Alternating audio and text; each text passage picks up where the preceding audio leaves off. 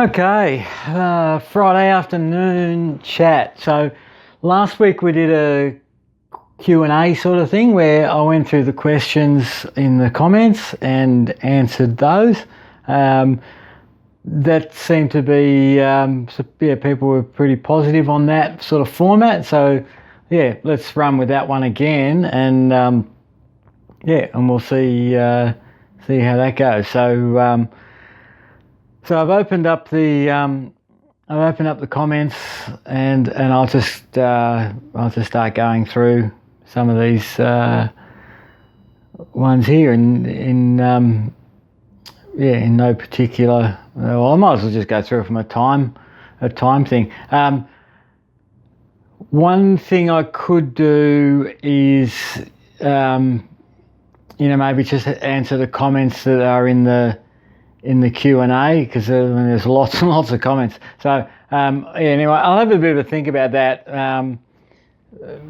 But I'll just go through the comments as they are. So if you do have questions, probably best to put it into the comments on the Q&A video. Or maybe, you can put it into the video, like if I've just got one popped up here now on the fork steerer compression plugs, put it in that, but maybe also just put a comment in the Q&A video that we've got a question. Anyway, we'll work it out. We'll get there. Okay, so first question. He goes, maybe you're letting this plug thing go to your head. Correct me if I'm wrong, but the only purpose of the compression plug is to compress the bearings during assembly, preventing play between the frame and other components and ensuring comfortable tension in the steering. So as long as you don't damage the carbon tube, you could use anything and ditch it afterwards. You're wrong. So basically, that would be true on a heavier wall thickness steerer, or if the laminate was such on the steerer, or metal steerer, etc. But basically, and I said I'd do another video on this, on more of the stem setup, and I just haven't got around to that one yet.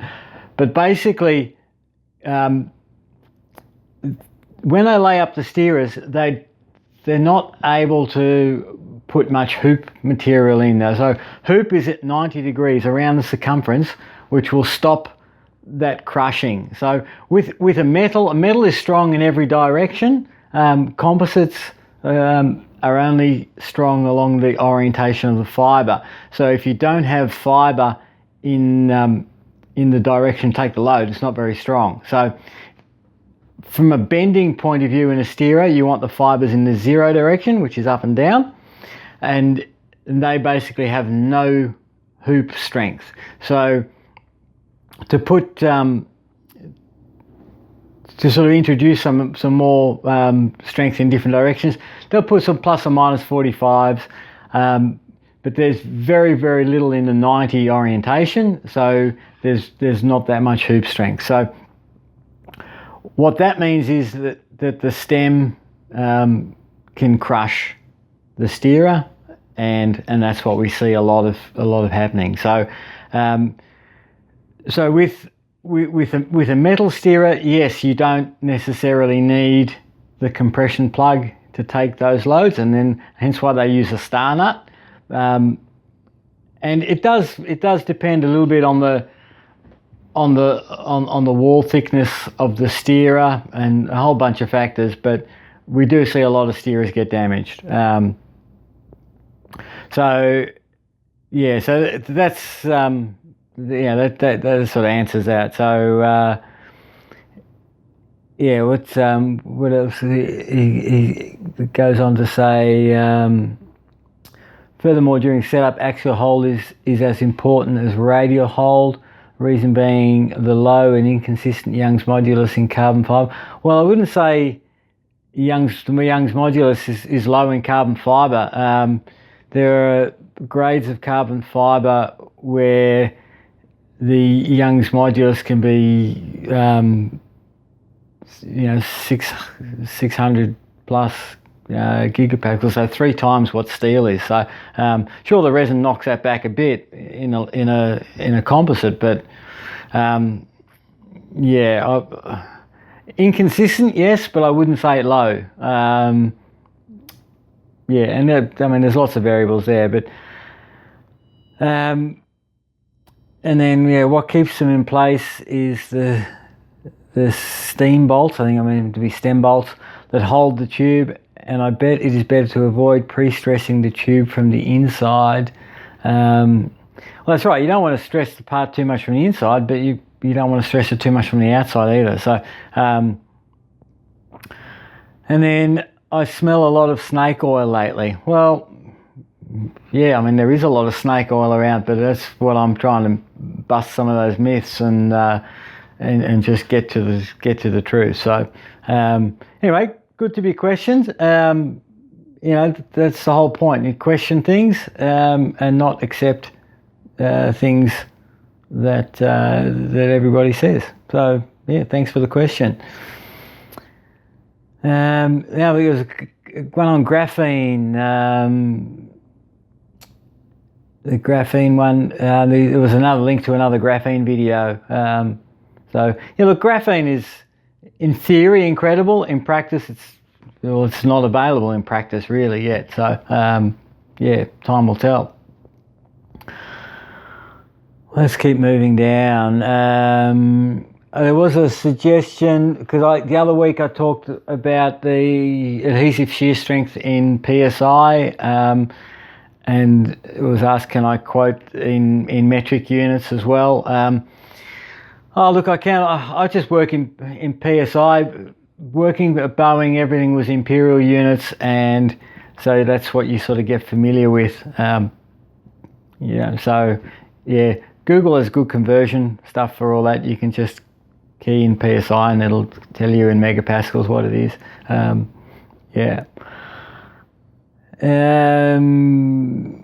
Bearings, bottom bracket bearings. So the press fit bottom bracket bearing video was a bit of a hit. I think it sort of touched a bit of a chord with a lot of things, a lot of people.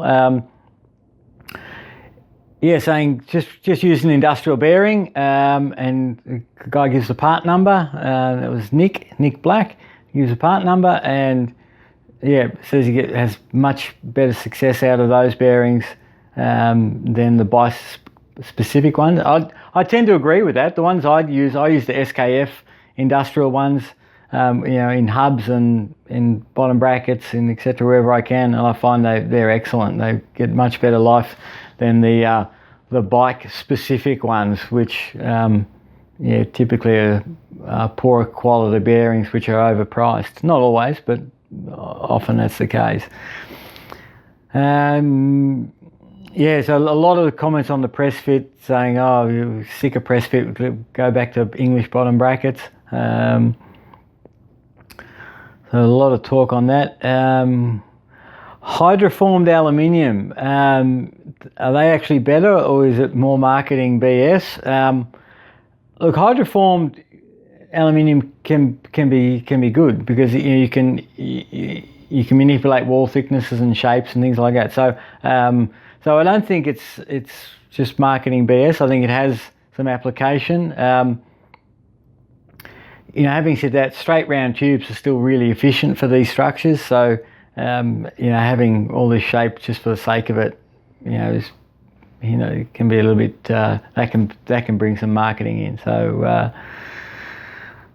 another one on compression plugs. Why don't we have a compression plug in the handlebar to prevent the stems clamping force? Because basically you can't get it in there very easily, because the end is typically 22.2 millimeters OD with a wall thickness of typically 1.5 millimeters to 2 millimeters, something like that. And then it goes, the clamp section is 31.8 millimeters. So yeah, it's very difficult to get something expanding in there. We do see lots of problems with the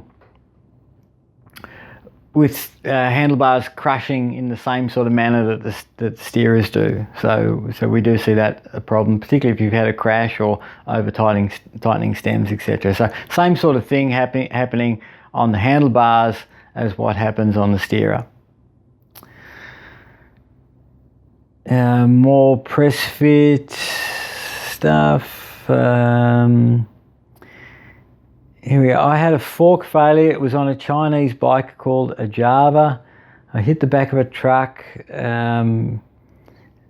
damaged the fork, and then the fork failed, and the front wheel came off, and he crashed and went over the bars at 45, 50 kilometers an hour, and only got some bad road rash. I had a look at the fork and it was definitely resin poor. Personally, I think all carbon forks must be scanned and inspected before they are sold by law. It's just too critical a part, and to be honest, I'm pretty fed up with aluminium alloy fanboys slating carbon fibre and then putting carbon fibre forks on their bikes. Yeah, some valid points there. Yeah, I mean, I keep on harping on about the forks and the sort of stuff I find in the forks, because if a fork does let go, you don't have much margin for error in terms of crashing. Like, you're basically going to crash. So it is an absolutely critical part. I think there should be more scanning and more inspection in place on that. Yeah, it does raise an interesting. I think I touched on it the other week. How about all these custom frame builders, running carbon forks on their bikes? But yeah, anyway, we can go on about that. What else? More comments on press fit. Nobody seems to like press fit. Yeah, the press fit can be. It needs to be done really, really well, and often it isn't. Good discussion over on cycling tips on press fit. Yep. The Colnago fork expander. I think that's the long one. Yeah, I didn't check the link, but yeah, Colnago do a really long one, which is it's about 75 mil or so long, which is pretty good. Do I feel that the safety factor of the time forks with the internal cross ribbing is significantly greater? Look, I think it's a good design. It definitely it does support the steerer quite well. Okay, that's the first page. Let me click down for more. Out of interest, were the Specialized or Cervelo warranty claims? No, they weren't, because they weren't the original owner, so they weren't warranty claims. I love your presentation. I've got to be able to speak clearly. The presentation style and subject knowledge, don't change it. Thank you for the nice comment. Another excellent video. This is on the press fit.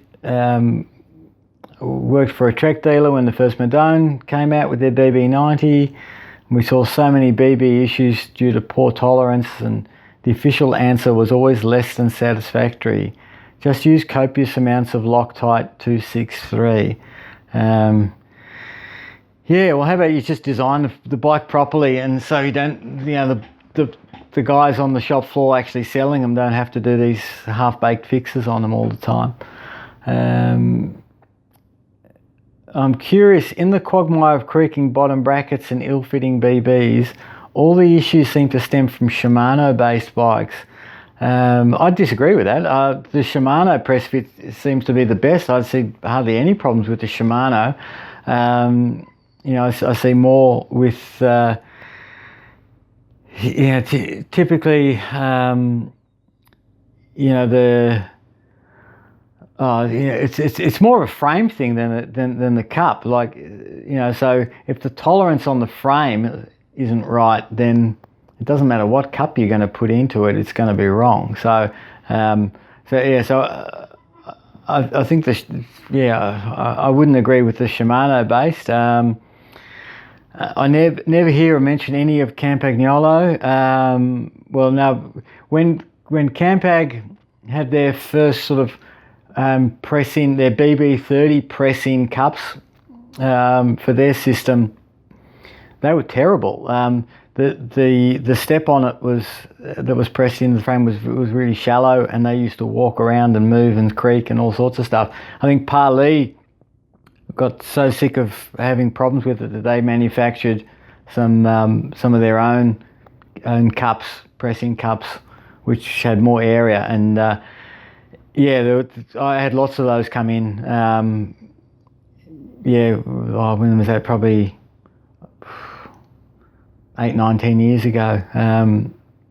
So there were lots of problems when that first came out. So I wouldn't agree with that. That it's a Shimano thing. It's more some of the aftermarket stuff and the SRAM press fit. More press fit. Light roadie. I became instantly happy when I saw this in my email. It was a notification. I take it. So thank you for the nice comment. I have a 1987 Muddy Fox Courier with one of those bad boys. This is going the old Shimano square taper. It did need servicing once, but only because I tried to clean it with white spirit. Yeah, those things were pretty good, hey? Now questions about my frame, like my own built frame. People want to see some reviews on that, so I'll get to that when I get a chance. I understand the primary reason for manufacturers moving away from external bearings was to increase the size of the BB and therefore the stiffness.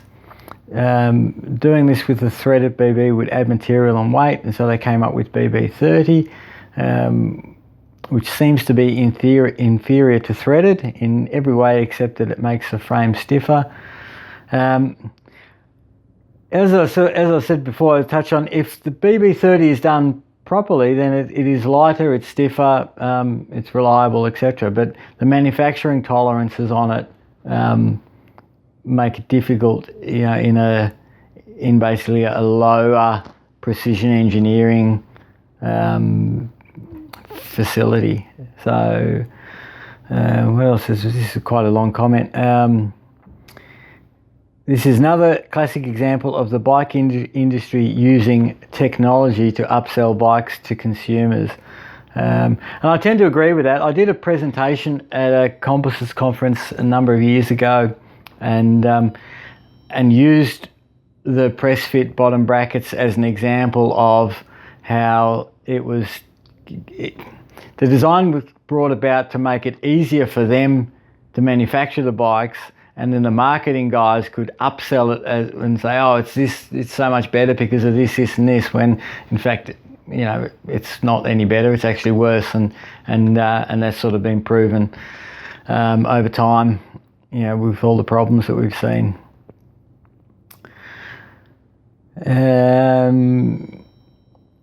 I've got a CAD 10 that's 6 years old, BB30, and the same bearings, never had an issue.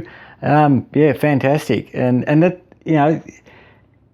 as I said, if the BB30 is done really well, and if the housing is machined to the correct tolerances, then there are very little problems with it. On the old aluminium frames, or on aluminium frames which are machined, they can line bore machine the frame, to a good tolerance, and it's not that difficult to do with a metal frame like that. It's just another step, and so if they can basically not have to machine anything, that makes their production of the frame even quicker, and so they can basically pass down that problem down to down to the shops who are building the bikes, and it's not their problems. And they think, oh, it's not a problem with the frame, it's a problem with the bottom bracket supplier, and pass the buck that way. So so there are good frames out there with BB30, yeah, but there are bad ones out there as well. Could I do a review on one of the frames I've built? Nice paint job, thank you for that. Yeah, look, I will do that one day. Yeah, I'm not going to cut it in half though.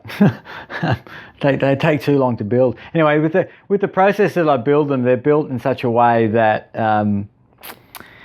I don't have the sort of problems that the bladder molded bikes will have.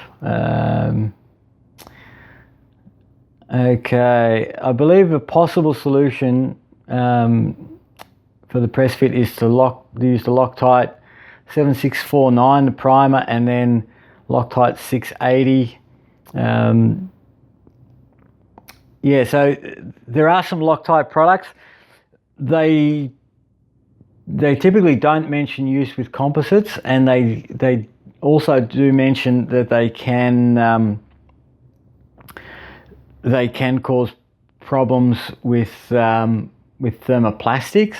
Now, epoxies are thermosets, and the base adhesive in the Loctite products are methacrylates, and methacrylates are often used in bonding epoxy composite materials, so they are a good adhesive for those sort of applications. So the Loctites generally would be reasonably safe to use. You know, as with anything, and Loctite call this up in their product brochure, that these are general comments and you need to do your own specific tests to ensure compatibility. So so I'm not going to say, yeah, you just go and use Loctite and it's going to be okay. There are so many different resin types and so many different things going on. So really, if the brands like, you know, Cervelo, Specialized, etc., if they're offering that as a solution to their creaking bottom bracket problem, they need to do the compatibility testing to ensure that it is safe on their products. My question is, how do the brands put threaded bottom bracket shells in carbon bikes? Don't you get galvanic corrosion? Yes, you can. So you need to put a barrier ply in. So they're just bonded into the carbon frame typically. Now, if they're done correctly, they'll have a barrier ply of fiberglass as an insulator to prevent the galvanic corrosion. Sometimes that's the case, sometimes it isn't. So yeah, ideally it should have that. Press fit is hilarious.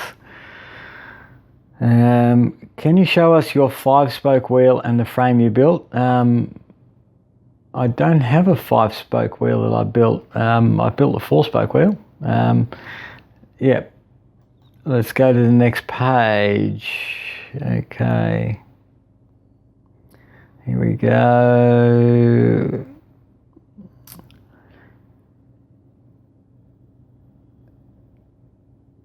Yeah, let's see. Oh, some nice comments. Yeah, thanks, Fabian Degushin. Keep up the great work. Yeah, thanks for that. It's always nice. What is the best or least worst bottom bracket specification for someone shopping for a new bike? Well, that's a tough question. Look, the good thing about threaded is, you know, you can adjust it, you can service it, you can do all that sort of stuff. It you know, it does work well. Yes, it is a bit heavier. Yes, you know, there are can be other problems. You know, why do I use a particular setup on my bike? Because that's what works for me. Will it work for everybody? Who knows? Well, as shown, it really doesn't. So yeah, that's again, I don't like making generalized statements. I'll just do this and everything will be sweet. It sort of doesn't really work like that. were you using a Super 8 when filming the Specialized Press Fit 30? No, it was, yeah, like I put that video together really quickly and I didn't, yeah, I think there was another comment earlier about I need to get my editing dialed on that video. I didn't do any editing on that video, basically. It was just, yeah, cut it in. It's funny because people go, oh, don't worry about your editing. It's, you know, it's all about the content. And then other people just talk about, oh, you know, it was a little bit out of focus here, or the light could have been here, or the audio, or this or that. And it's just like, well, yeah, you just go to show you can't keep everybody happy. Yeah, you know, I'm trying to do this as efficiently as possible time-wise, because and editing takes up a lot of time. I'm actually going through some of the cut-up videos, and I did some editing on those last night and spent probably 2 hours editing a video. So I've got a Cannondale Evo and a BMC race machine, which I'm editing the videos of that. So yeah, that's still going to take a little bit of time to finish. More comments. Happy to see that the solution you use on your bikes is exactly what I was planning to do on my own carbon bike build. That was Reto. Yeah, nice one, Reto. Hope you've yeah, all the best building your own frame. That's awesome. Great overview on Specialized bottom brackets. I've been working at a Specialized dealer for 11 years and have ridden the wave of all these BB changes. Yeah, so it's not just me making it up. It's actually, yeah, people at the coalface, at the dealers, having the same experiences of what I have. How about that? Who would have thought?